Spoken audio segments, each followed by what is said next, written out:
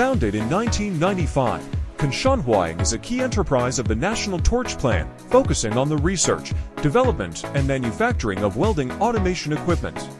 It plays an important role in China's welding industry. Kunshan is located in the southeast of Suzhou City, Jiangsu Province. It is known as the Back Garden of Shanghai. It has a long history and profound cultural heritage. It is one of the important economic centers in the Yangtze River Delta region.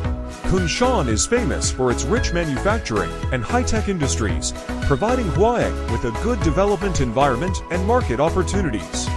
Huaheng has an engineering technology center in Kunshan. The center houses office buildings, hotels, restaurants, and other buildings, surrounded by creeks and lined with trees.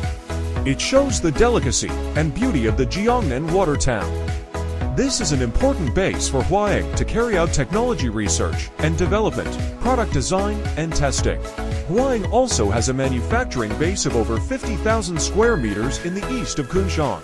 The base is equipped with advanced production equipment and technology and is committed to producing high-quality welding automation special equipment, orbital welding system, automatic cutting equipment, robot welding system, intelligent pipeline equipment, and other products.